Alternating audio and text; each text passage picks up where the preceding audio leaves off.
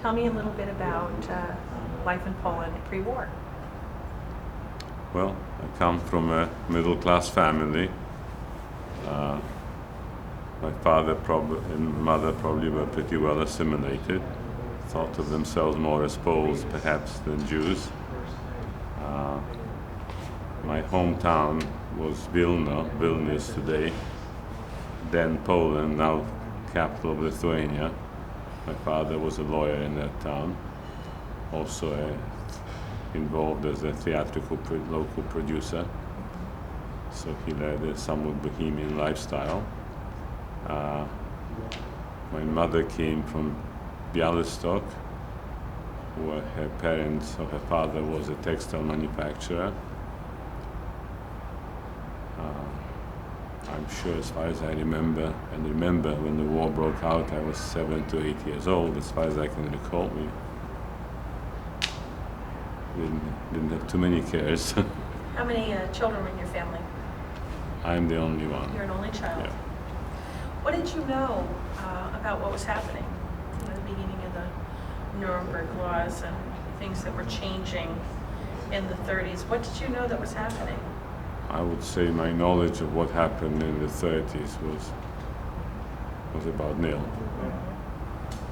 Do you think your parents had any understanding of what was coming to be before the invasion? Had they? Before 1939? Mm-hmm. I would say no. I cannot be absolutely sure, but I would say that took them totally by surprise. So you said they were probably more assimilated as Poles than as Jews. Do you think that they felt more sense of nationalism in being Polish? My father probably did. Indicative of how they felt. Most of the Jews spoke Yiddish in Poland, but in our home, Yiddish was not spoken. It was Polish. And of course, as a lawyer, he was in the mainstream of Polish society as well as Jewish. Tell me about 1939. 1939 found me vacationing with my grandparents in unpronounceable, but I can pronounce it, little town called Szczeciec near Lublin. I think that would be Ukraine now, by the way. And I still remember planes flew over and started dropping bombs, and kind of at first we thought it was all children, that is. Thought it was all kind of a game, and it was not a game, that was the beginning of the war. We were briefly occupied by the Germans, perhaps a week or two after the war broke out. Then, being Eastern Poland, that was ceded to the Soviet Union, so the Germans were replaced by the Russians. At that time, I'm not sure which was really better. Well, probably the Russians were better because they persecuted people not because of their religious or ethnic origin, but because of what they stood for. If you were Zionist, it was bad. If you were socialist, it was bad. If you were capitalist, it was bad. If you were a farmer, it was bad. Just about there was nothing that was good. Even if you were a communist, it was bad. Communists cannibalized themselves very quickly too. In fact, my grandfather, who was a minor official, that's my father's father, was arrested and died in a Russian prison. My father's brother, my uncle, and my grandmother were deported to Siberia, and they didn't know it was lucky, by the way, because that meant that at least my uncle survived. They returned back to Poland after the war. I think the Germans turned on the Russians, I believe, in 1941. At that time, we were back, my father and I, in Vilnius. My mother, by a stroke of luck, was in France when the war broke out, so she never came back to Poland and spent the war years, in fact, in Canada. So I was with my father. We returned to Vilnius, and you were at this age? Nine-ish. What did you know that was happening now?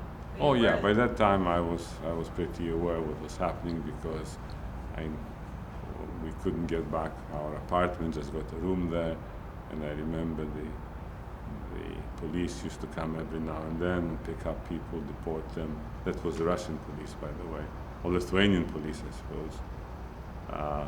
So once friends were disappearing, there was no normal school. Although I have to say I did go to school for a while, but it was a Lithuanian school, so it was not a normal school, but what we thought was normal. So I think at that time, I think children grew up quickly, and it was probably 8 or 9 going on 20 by that time. You were in the ghetto? Well, that was under Russians. There was no ghetto then. In 41, Germans came. And very shortly, and I don't remember exactly how many months it took them, but it wasn't long before they established a ghetto in Vilna, and the Jews... Vilna and Warsaw, correct? Yes, I don't know which preceded which, but remember by the time Vilna fell to the Germans, it was already 2 years after World War II broke out, so they already had their experience in mistreating Jews by that time. So anyway. So you were in the ghetto? So we were in the Vilna ghetto for a while. 10 years old, maybe?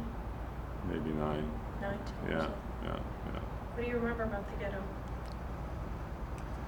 Horrendous overcrowding. In one room there might have been, I don't know, 4 or 5 families. Floor space for sleeping is all you had. And lack of food. I would say these two I still remember. What time of the year was this? I would say that would have been in the war broke out, I think early. That would have been probably winter. Do you remember the cold? I remember the cold, although it's not that vivid. But I do remember being, because we had very little clothes, we had very little food. My father decided in his wisdom, thank God, that the ghetto wasn't for us, and we made our escape from the ghetto directly. Tell me about the escape. All I remember is we got the Germans with little money could do a lot of things, and we got onto a truck that went from Vilna to Warsaw, and that's all I remember. We ended up in Warsaw. Reason for going to Warsaw, my father was a very prominent citizen. There was no way for him to hide in Vilna and not be recognized. In Warsaw, we now changed our identity. We all became very Polish, or we, as best as we could, got new documents, new names.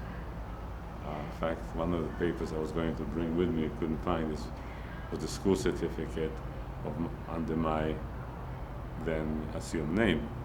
What was your assumed name? I had a couple of them. The first one was Skierniewski. And later on had to be changed because when my father was arrested, it was not a good name to have, so printed another document with a name called Wiśniewski. Wiśniewski, by the way, Wiśnia is cherry, for whatever it's worth. Cherry man. So anyway, we went to Warsaw. I was lucky that in the whole group, and there were maybe 2, 3, maybe 6, 7 of us in that group, I was the only one who looked Polish. I was very blonde, and that sort of helped. The others, particularly my father, looked very Jewish, and that was very awkward, difficult for him to get out because he would be readily recognized. His cover story was he was Armenian. How many Armenians were there in Poland? Who did you get the documents from? How did you get them? Remember Poland was one vast underground. The Jews were obviously hiding, the Poles were committing acts of sabotage, there was a home army and so on. So there were many places, many people who would print documents.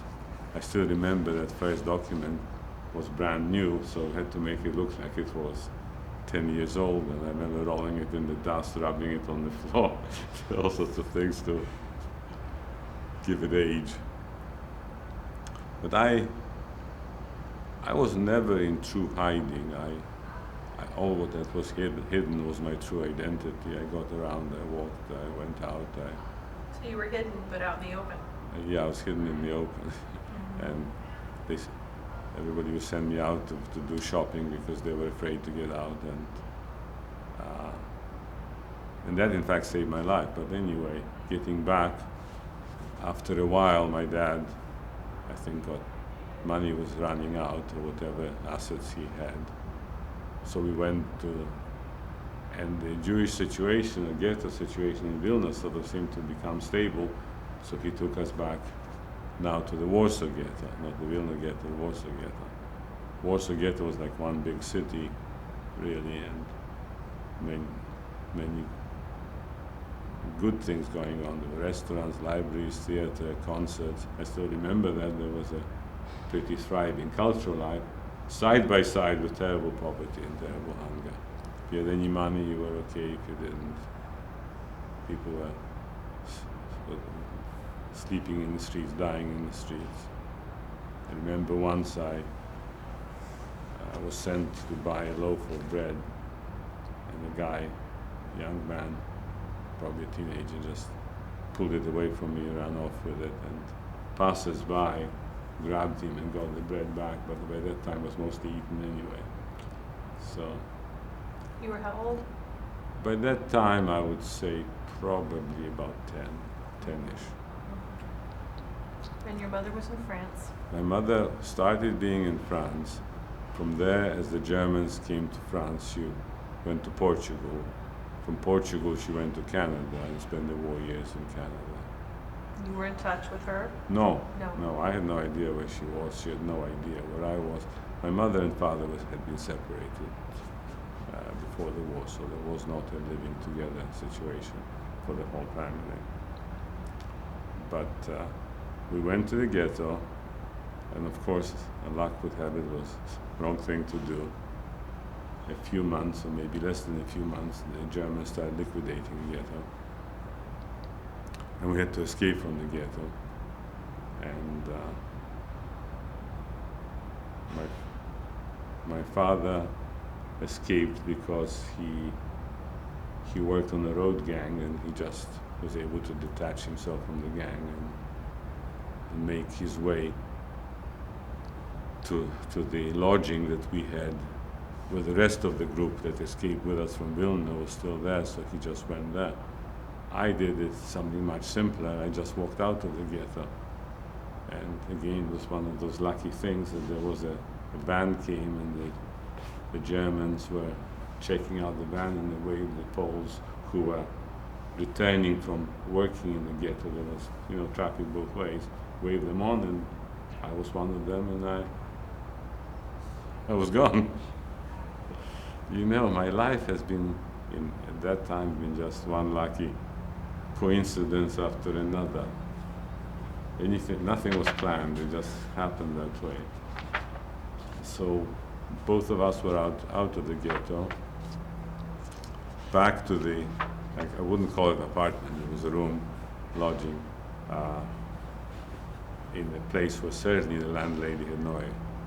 I'm sure she didn't know we were Jewish, because harboring a Jew was the same as being Jewish in those days too.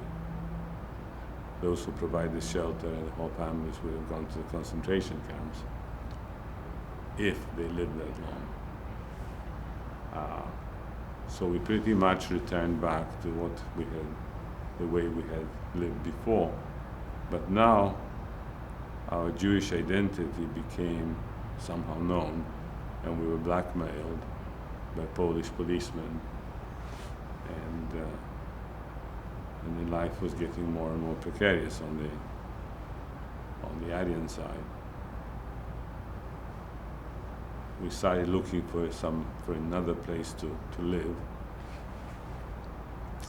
And one Sunday morning, I still remember it, I was sent out to do some shopping, food shopping.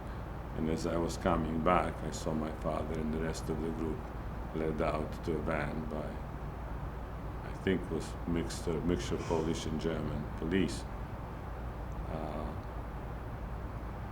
Again, I was lucky. I just happened not to be there. If I had been there 5 minutes earlier, 5 minutes later, I wouldn't be here today. But you were also 10 and without your father. Yes. Now that. How was that? How was that? Well, it wasn't easy. I was on my own. We had already made some arrangements to have a bed to sleep in another location. So I went there, and I had shelter. I had no money. And I remember names of a couple of Polish friends of my father in Warsaw. So they gave me a little money, and I went to business. I used to go to the market, buy fruit and vegetables, bring it back to our neighborhood and sell door to door. As a Polish vendor? As a Polish vendor, yeah. I mean, life was screwy in those days. It wasn't anything normal. I don't even think there was a school for the Poles, let alone for the Jews. And of course, the Jews were hiding. Such Jews as lived on the non-Jewish side. Do you find it amazing that a boy of 10 could do this virtually on his own? I know. Sounds strange. But it wasn't surprising. It wasn't amazing then. The problem when you deal in food is you also start consuming your inventory. So you're still a boy of 10. Yeah, and I was sort of, again, I was lucky. One of my clients was a lady, and she asked me if I wanted, she knew I was on my own. She lived right pretty much across from where I was, and she asked me if I would like to stay with her. It was like heaven. Knowing you were on your own, how did you explain where your Polish father was? In prison. In prison? Yeah, Jews were exterminated, Poles were persecuted, so it's not that the Poles had it easy, and there were all sorts of people there was one vast underground, really, Poland was in those days. Everybody was anti-German and anti-Jewish, unfortunately. They seemed to combine those two extremely well in Poland, extremely well. So couldn't expect the Poles not to turn you in.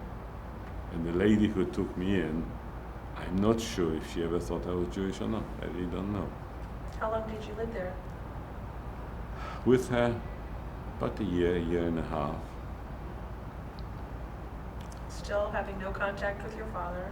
Well, that changed. About, I don't know, it was 6 months or so after I moved in with her, my father reappeared, and he, in a group of 10, made an escape from prison in Warsaw. In fact, the book's been written about it. And now he was free.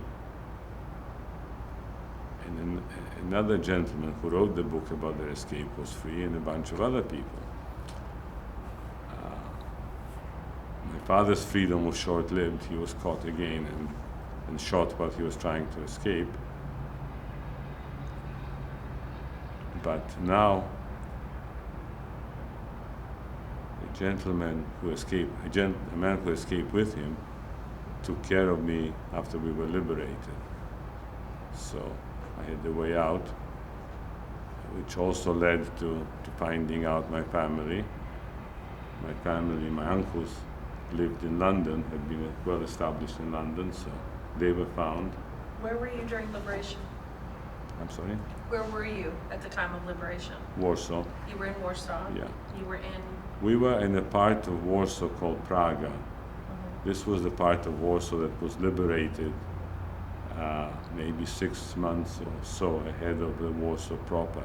While the Warsaw uprising was going on, the Russians, Stalin in his wisdom, decided to stop and let the Germans massacre the Poles and destroy Warsaw. We luckily were on the side that was early occupied by the Russians, or the Polish, in fact, it was Polish army that occupied us. You said you attribute your freedom or your life to a series of narrow escapes. Well, yes. Or luck, I don't know which. How soon did you find your mother? What happened was the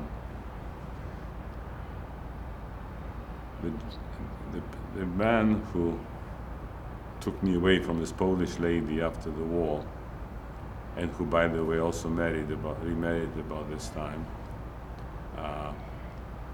had friends who left from Poland to Sweden, and he gave them my family's last name.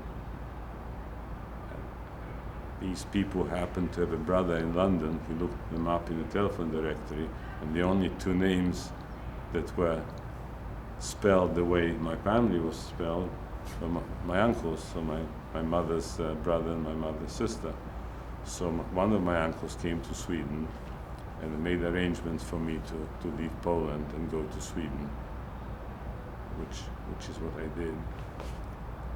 That was legal, by the way, by that time. So how old were you when you saw your mom for the first time? Okay, and there, while I was in Sweden, my mother came. So I would say about 13 or so. What was that like? Well, you know, for my mother, it was very emotional. For me, it wasn't that emotional. I think one thing you lose living the way I did, I think the emotions are, you lose the ability to be too emotional. And to this day, by the way. Why do you think that is? I'm sorry? I've heard that before. Oh, you heard it from others? Why do you think that is? I think if you are too sensitive, which I suppose being emotional is, you couldn't live with yourself through the horrible experiences of the war. I was lucky. I was young enough on one hand, so perhaps I never totally grasped the full impact. I knew what was going on. I mean, it's not that I didn't know what was going on, but that was the age of, I think, naivete, maybe, innocence. So you stayed with your mother after that? After that, I was able to go to London, where my mother and her new husband came and lived while I was completed my school and growing up. So by that time, when you were 13, she was aware of what had happened to your father? Yes. As soon as my family was able to contact me, they knew what happened to my father. When did you come to the States? I was educated in England, went to high school, then university. Then I worked in England for a few years, got married, had a daughter, born in England. When I was, let me think, about 1960, or thereabouts, decided that England did not offer me a good future, so we went to Canada, lived in Canada for a few years, and then came to the States. Where in the States did you first stop? Clifton, New Jersey. Clifton, New Jersey. You stayed there? Had a cousin there who had a factory, and he offered me a job, so we came. And you stayed in New Jersey? Stayed in New Jersey maybe 3 or 4 years. From New Jersey, got a job in California, so we lived in California maybe 7 or 8 years. Where in California? Sorry. East Bay, which is near San Francisco, and the last couple of years in Corona del Mar, which is south towards San Diego, yes, near Newport Beach. I'm an LA girl. Ah, so you're right in between the two. Okay, a beautiful beach in Corona del Mar. That's right. So you... I worked in Paramount. Oh, I know it very well. What brought you to Tennessee then? I was sort of an inventor in those days, and I developed some products which led basically gave me a good name in the industry, and when the company needed somebody to run it better, they thought, they offered me a job here in Tennessee. It was a big career promotion for me. So how old were you? What year are we talking when you came to Tennessee? Oh, we are now talking 1973, Okay. 30 years Here ago. was 30 years. How do you feel about Tennessee? Did you come straight to this area, to the actual Chattanooga area, or did you come to one of the other cities? In Tennessee? No, we came straight to Signal Mountain, in fact. And lived there maybe for a couple of years. By that time, we had 3 children. I had a daughter born in England, son was born in Canada, and another son was born in California. So as we moved, we multiplied. But there was nobody born in Tennessee. So my job location was in Chickamauga, Georgia, so it basically is a few miles outside of Chattanooga. did you feel supported? I know that you said you don't feel incredibly scarred by your experience. I don't feel scarred at all. Do you find that surprising? Yes. From an outsider like me. I'm Well, you not probably say I'm surprised. very scarred. I'm scarred by what I've heard. You know, I mean, I look at a 10-year-old child and I imagine that experience, and where do you attribute that resilience and that?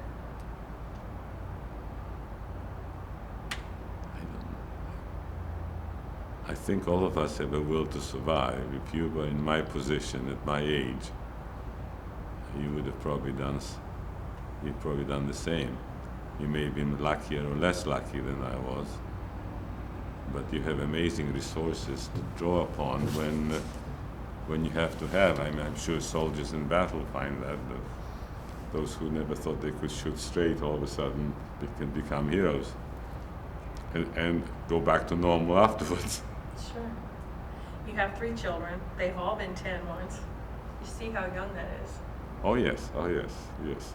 I have grandchildren who are much older than that, and certainly at 10 they were children. What do you? I think I lost my childhood, there's no question. It skipped me. What do you want people to know about what happened? For a long time, I was sort of in denial. I tried not to think about it, not to act on it, and not to talk to my family about it. Today, my view is totally different. I think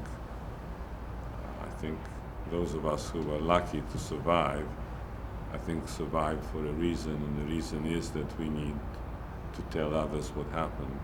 And I do give a few talks every now and then, by the way. I'm not a good member of the Holocaust Commission, even though I'm a member. I don't seem to be a good joiner for some reason. Or maybe that comes from those days that I was on my own. But I think Holocaust must be remembered, and I think all survivors feel very strongly that way. In fact, you read it, those who did not survive, and one of the common messages was tell others what happened. Do you feel like you're fulfilling that? I think today, somewhat. Is that what brings you to events like this? Yes. You do it driven by the need to tell people? Now, there was another change in my life. My first wife, I'm a widower, died maybe 2 years ago, and I remarried. My wife was not Jewish, so our family is a bit confused about that. So now that I remarried, and I married a wonderful Jewish lady this time, so I think it's much easier for me to be Jewish and be more focused on Jewish. Were you actively past. Jewish in your first marriage? No, inactively Jewish. Inactively Jewish. Do you think that assisted in your ability to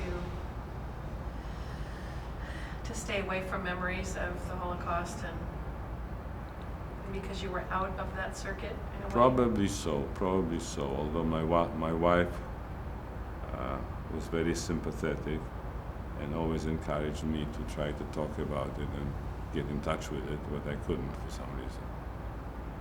You feel like you're doing that now? Yes. Maybe it took getting older, maybe it took getting retired.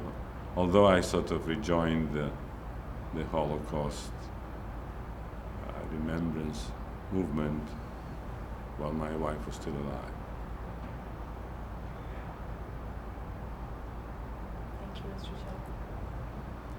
You're welcome. My pleasure. I am going to. I had one question that I didn't know if you finished. That you said briefly that the shopping experiences saved your life. But I wanted to know how. Oh, okay. What happened was that I went for a walk and to pick up some groceries, I believe. And by the time I was approaching our lodgings, as I was approaching lodging, I saw activity there, which basically was a police van, and the police were taking out my father and a whole group of several others who were hiding with us, and they drove them by just as I was coming back. Of course, I never went back. So you hadn't planned to escape. You weren't, you were just doing your shopping needs, but you knew that was the time to go because you saw your family. Yeah, well, taken. absolutely. And I knew that our neighbors would have turned me in, to protect themselves. Is that something that y'all had talked about as a family and planned for? Did you have to face that?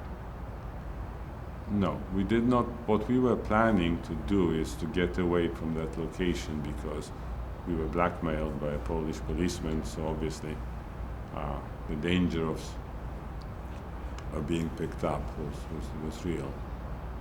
And apparently that's probably what happened.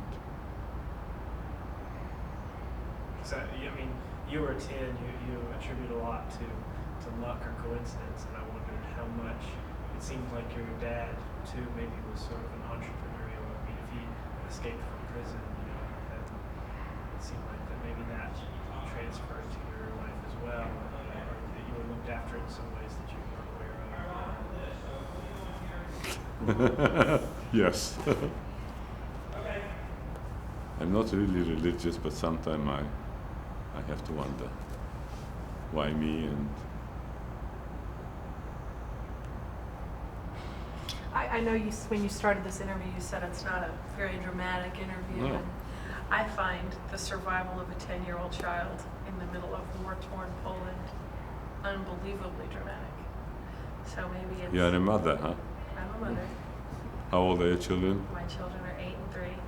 Okay, so one of them is approaching that age. And that's part of it. But I find that an amazing story. I find it amazing that you lived under a false identity and alone and sold vegetables and fruit door to door as a Polish vendor. I find that astounding. I just wanted to bring that up because you sat down and said, this is not dramatic. And I was never a brilliant businessman afterwards, by the way. I think there is something to be said for the fruit falling from the tree, because it definitely sounds like you came from some very smart stock. Okay, I'll take that. I find you dismissive of your experience, which I think is interesting, because I find it amazing. I really do. Well, when I give my talks, I usually start by saying that mine was a Holocaust light. Because I was not in a concentration camp, I was closest I came to death, I suppose, was in the Warsaw Ghetto. It's interesting. Because I could have been deported. Being without your parents, losing your father, living on the street, at some point, people's homes, door to door as a vendor at the age of 10. You look at that as a Holocaust light. It's interesting. It says something about you. I guess I think I'm slightly it's the journalist in me understated. going in and going in. No, I have an understated interesting. personality. I find you understating your experience, and I think it's interesting because I find it from the outside looking in, sure, I'm a Jewish mother from the city, but I've heard these, I've read these, I've studied this, I find that amazing. I find your story unbelievably amazing. Really? Remember, this was, what, 55? War ended in 45. For me, it probably ended in 44. So we are looking at, what, 59 years ago? Something 58? Amazing. Yeah. Doing quick math. But I had no problem at school. When I had to learn English, of course. I did well at school. I did reasonably well in college. And I've had a pretty good career, so. And I'm retired, unfortunately. Or fortunately. Unfortunately or fortunately? I think it's fortunate, yeah. So, about 71, I think it's time. I'm in good health too. I have a wonderful second wife and had a good first wife, so life's been good to me, really.